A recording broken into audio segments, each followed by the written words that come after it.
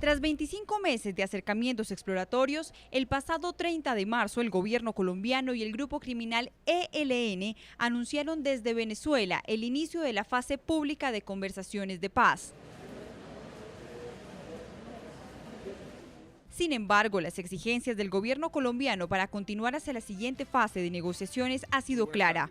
No vamos a iniciar, repito, no vamos a iniciar la fase pública de negociación que tenemos previsto para iniciarla en Ecuador hasta tanto este grupo no renuncie al secuestro y devuelva a los secuestrados que tienen su poder. Declaraciones que no fueron bien recibidas por la agrupación terrorista. En repetidas ocasiones han evadido el tema. Nosotros no vinimos a este proceso de paz a hablar de secuestros, ¿sí? O sea, venimos a buscar soluciones a los problemas que tiene Colombia. Claro, nosotros desarrollamos determinado tipo de actividades en la confrontación militar porque pues nosotros no tenemos la posibilidad de acceder al crédito internacional. Inclusive este lunes y a través de un comunicado, el ELN señaló la condición del gobierno como un impedimento para la paz. Plantearse hoy modificaciones sustanciales como la exigencia del presidente es incumplir definiciones y trancar el proceso de paz. Esa agrupación criminal asegura que ese aspecto debe ser discutido entre las partes y como está definido en la agenda general en el punto 5. Una negociación implica la seriedad y el compromiso mutuo en el que las dos partes ceden. Cuando así ocurre, las partes se esfuerzan en respetar lo acordado por encima de las diferencias. El programa La Noche logró establecer con fuentes del gobierno que el ELN tendría en la actualidad por lo menos a 11 personas secuestradas. Entre ellos se encuentra el excongresista Odín Sánchez, quien fue retenido en un tipo de cambiazo por su hermano, el exgobernador del departamento del Chocó, Patrocinio Sánchez, tras permanecer 31 meses secuestrado. Hasta el momento, el inicio formal del proceso de paz con el ELN parece incierto. No hay una fecha de cuándo comenzarán los diálogos y el ELN no muestra voluntad de ceder ante la condición del gobierno para iniciar la fase pública. Ministro, también le quiero preguntar por otro proceso de paz que se adelanta en Colombia, que es con el ELN. En este momento está como en el congelador porque el presidente Juan Manuel Santos ha exigido a ese grupo criminal que libere a todos los secuestrados y que además deje de secuestrar. Y el ELN ha dicho que eso no hace parte de las condiciones que se pactaron previamente y que eso hace parte además de la decisión de negociar en medio del conflicto.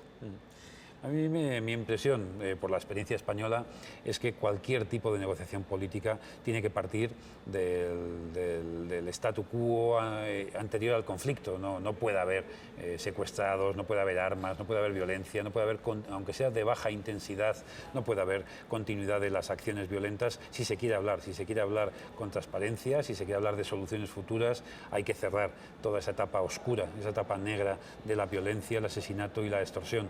Por lo tanto, me imagino que lo que hay que hacer, y hace muy bien el gobierno, es fijar condiciones para sentarse a hablar con alguien. Hay que haber acabado con las coacciones y con la violencia. ¿El ELN debería aceptar una tregua unilateral así como está en este momento las FARC, que es un cese unilateral del fuego?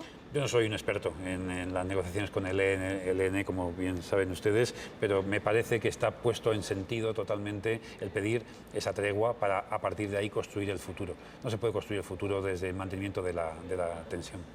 Y, ministro, simplemente ya para despedirnos quiero cerrar con una pregunta que involucra todo el tema de la crisis migratoria en Europa. ¿Cómo hacer para que estos controles a los migrantes no se conviertan en medidas discriminatorias, pero que al mismo tiempo funcionen para controlar todo este tema del terrorismo internacional? Claro. Tenemos muy cerquita de la frontera sur de Europa, en el norte de África, tenemos muchos estados muy desestabilizados, como es el caso de Libia, como es el caso de Siria, como algún otro país de África, donde además de las condiciones económicas bastante difíciles, que son casi ya permanentes en esa región, han surgido recientemente conflictos bélicos promovidos por el Estado Islámico, por otro terrorismo, en este caso de corte yihadista, que ha provocado el desplazamiento de millones de personas que han huido. Huyen del terror, huyen de la guerra, huyen de la miseria y miran hacia Europa encontrando una vida mejor para ellos y para sus hijos. En Europa queremos ser y somos un continente solidarios. Sabemos que tenemos un estado de bienestar que nos permite acoger a muchos miles de estos refugiados, pero no sé si a millones de ellos pueden pasar. En España, el año 2015, acogimos a más de 20.000 personas que solicitaron el derecho de asilo. En España ha sido, sí, en los últimos años un país, una tierra de acogida.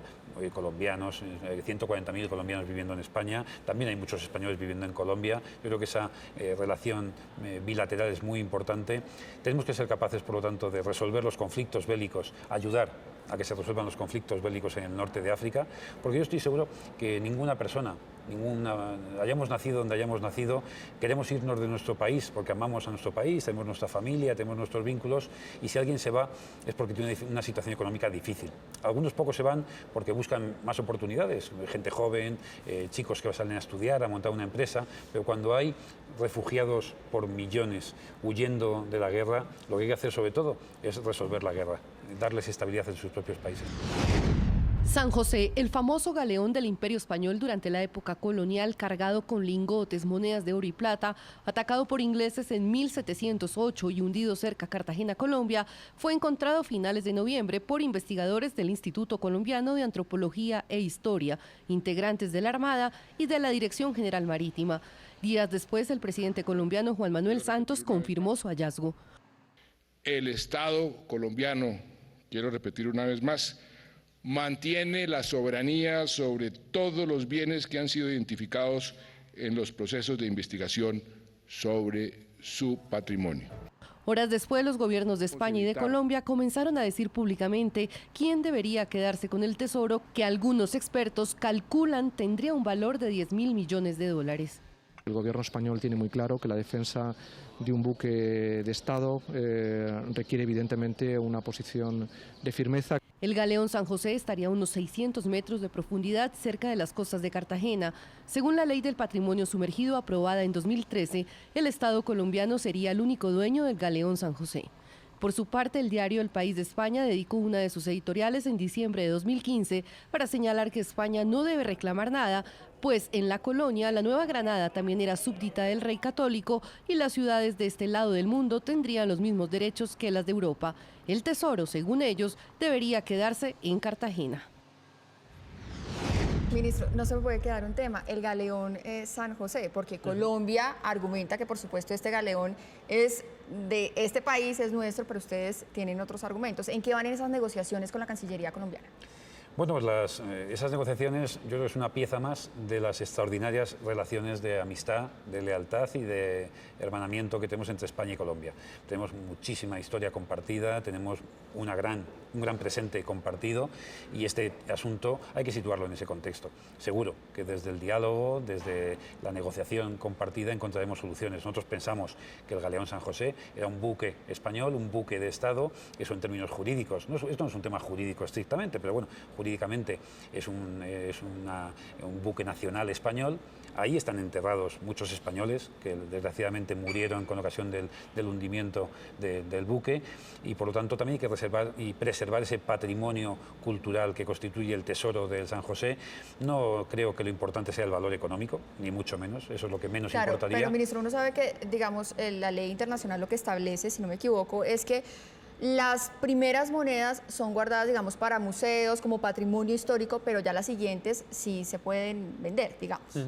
Sí, pero para hacer eso seguramente habrá que alterar el buque, habrá que, no sé si reflotarlo, y se destruirá seguramente en el reflotado, se pueden causar daños irreparables. Como digo, eso es Es decir, la propuesta de ustedes es que se quede allí en el fondo del mar. Nuestra propuesta es, con nuestros amigos y con nuestros hermanos colombianos, sentarnos a hablar, negociar y encontrar la mejor solución para unos y para otros. Nosotros no vamos a hacer que predominen los intereses jurídicos españoles, ni nunca el interés económico. Para nosotros las relaciones con Colombia valen mucho más que ningún galeón hundido. Pero se mantienen en que el buque es de ustedes. Bueno, es un principio jurídico inicial, y a partir de ahí hablamos con toda lealtad y con toda confianza. Y frente a los argumentos de Colombia, que dice que es colombiano porque se encontró dentro de la plataforma continental colombiana, pero además que Colombia ha financiado toda la exploración para poder encontrar. Eso es cierto, eso es cierto. El buque está donde está.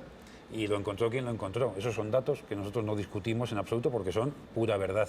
Pero yo creo que tan verdad es eso como que el buque era español y que por lo tanto hay que conseguir un equilibrio de intereses en donde, insisto, que los objetivos de las buenas relaciones bilaterales van a estar por encima de cualquier otro conflicto, con toda seguridad. Bueno, pues al ministro Rafael Catalá le queremos dar las gracias por estar acá en Noticias RCN, en este gran sistema informativo también para el canal NTN 24. Muchas gracias. Encantado. Escuchaban ustedes esta entrevista exclusiva de la periodista Maritza Aristizábal al ministro de Justicia de España. Vamos a debatir algunos de los comentarios de las declaraciones que ha hecho el ministro aquí en el programa La Noche de NTN 24 y por eso hemos invitado a esta hora en Bogotá, Colombia, a Carlos Patiño. Es internacionalista, profesor de la Universidad Nacional de Colombia, autor del libro Las guerras que cambiaron al mundo. Bienvenido, profesor, es un gusto tenerlo en el programa La Noche. Hola Jason, buenas noches. Vamos a empezar por partes. Lo primero de lo que estaba hablando el ministro de Justicia de España y que es noticia en Europa, pero sin duda una noticia histórica porque no se había presentado un hecho de tener que convocar a nuevas elecciones en España. Hubo comicios, pero nunca pudo definirse un presidente de gobierno porque los partidos políticos no se pusieron de acuerdo. Este señor, el ministro de Justicia, es del Partido Popular, el partido que está gobernando, y dice: nosotros ganamos las elecciones, por lo tanto tenemos derecho a gobernar. Pero el segundo partido, el Partido Socialista, no les ha dado la mano, no ha querido que sea el Partido Popular el que gobierne. ¿Qué puede hacernos pensar que el próximo mes de junio, que están convocadas las elecciones en España, la balanza va a cambiar? Pues al parecer, y según las diversas estadísticas que hay en la España, no hay ninguna, digamos, condición o credibilidad que lleve a sumar o a pensar que va a variar sustancialmente el nuevo resultado. Es decir, pareciera ser que se va a repetir en gran parte o va a ser muy similar el resultado del próximo 28 de junio al que ya hubo en diciembre. En ese contexto, de nuevo, se verían los partidos obligados a volver a negociar y la pregunta es negociar cómo. Y ya lo estamos viendo a lo largo de los últimos días, sobre todo estos últimos 3 días, ha habido un intento de posicionarse en 12 polos opuestos entre el Partido Popular y el nuevo partido que es el Partido de Podemos. Ahora, a la pregunta de qué es lo que está pasando, lo que está sucediendo es que en los viejos partidos, el Partido Popular y el Partido Socialista Obrero Español, son partidos cansados que se han convertido en una especie de gerontocracia, que se han convertido en una especie de partidos que no logran responder a la nueva España y por el contrario han surgido nuevas fuerzas políticas, una de ellas Podemos y la otra Ciudadanos. El segundo tema es Venezuela y los llamados presos políticos. Vimos al ministro de Justicia de España, como el gobierno de Mariano Rajoy, ser muy fuerte, muy crítico y exigir la libertad de aquellos opositores que están presos por razones políticas. Estas declaraciones se escuchan desde España, pero ningún país latinoamericano ha sido tan contundente como uno escucha a los funcionarios del gobierno español. Y llama a este señor a que sean más las voces las que se unan. ¿Sí va a tener eco en América Latina? Pues mire, la situación de Venezuela es una situación muy complicada. De alguna manera el régimen de Nicolás Maduro se ha ido quedando bastante solo, ya no cuenta prácticamente con la solidaridad que antes eran los países bolivarianos, no tiene un respaldo contundente. La situación de Ecuador antes del terremoto era de un distanciamiento muy fuerte con respecto a Nicolás Maduro y después del terremoto el distanciamiento es mucho peor y es todavía, digamos, más profundo, pero adicionalmente aparece algo que es muy importante. Países como Brasil, que antes había jugado un papel de respaldo a Nicolás Maduro, desde que Dilma Rousseff es presidenta, no se lo ha otorgado y mucho menos en la actual situación de crisis. En consecuencia, lo que hace España es de alguna manera entrar en un terreno que tiene dos efectos. Por un lado, le da un liderazgo de política internacional contra Nicolás Maduro, pero por otro lado le permite cobrar unos réditos importantes contra una formación política afiliada al régimen chavista, que es el grupo de Podemos. En ese contexto, la situación de España resulta ser provocadora para de alguna manera poner contra la pared a Nicolás Maduro. Ahora, la situación de Venezuela es una situación crítica, muy difícil de sostener y obviamente lo que se espera internacionalmente es la salida de Nicolás Maduro o una muy difícil caída de su régimen. Sobre otro tema y es el proceso de paz en Colombia. Por la experiencia que ha tenido España con el grupo terrorista ETA, escuchamos al ministro de Justicia español entregar algunas declaraciones como que todo delito tiene que ser castigado, que tiene que haber condenas, según él, condenas proporcionadas, condenas razonables, es lo que dice el ministro. Sin embargo, aquí en Colombia, dentro del marco de lo que se llama justicia transicional, se dice que sí hay castigo, pero que este castigo no necesariamente es la prisión. Esta polémica en la comunidad internacional finalmente va a ser aceptada cuando la justicia transicional se entienda por pagar una pena en trabajo comunitario o pagar una pena como guardabosques, un terrorista desmovilizado. ¿La comunidad internacional puede ver esto con buenos ojos? Mire, la verdad es que en el contexto de Colombia aún no sabemos a ciencia cierta en qué consiste la justicia transicional y no tenemos claro, por lo menos desde el punto de vista público, en qué van a consistir los delitos y obviamente el tratamiento de los delitos y sobre todo en qué van a consistir las penas. En ese contexto no es claro. Ahora, hay un error que es muy importante, digamos, ponerlo sobre la mesa, y el error es comparar el proceso de paz de Colombia con las FARC a la negociación del Estado español con ETA e incluso la negociación del Reino Unido con IRA. Son cosas completamente diferentes. Ni ETA ni IRA nunca amenazaron estratégicamente al Estado. En cambio, las FARC sí logró jugar un papel importante de amenaza, logró tener un rol importante de tener dominio territorial y control territorial, y sobre esa mesa la negociación ya es completamente diferente.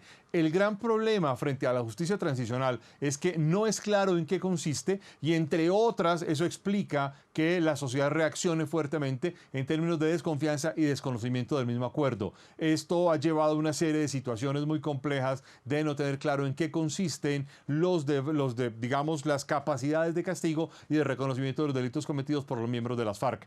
En ese contexto, el ministro de Justicia español ha anotado algo que es muy importante. La justicia y el ejercicio de justicia tiene que implicar penas que sean reconocidas tanto jurídica como socialmente. Vamos a hacer una nueva pausa en el programa La Noche. Ya continuamos conversando con el profesor Patiño a propósito de esta reveladora entrevista en exclusiva concedida por el ministro de Justicia de España al programa La Noche de NTN 24 y a Noticias RCN sobre el ELN y sobre el Galeón San José. Conversamos en minutos. Ya volvemos.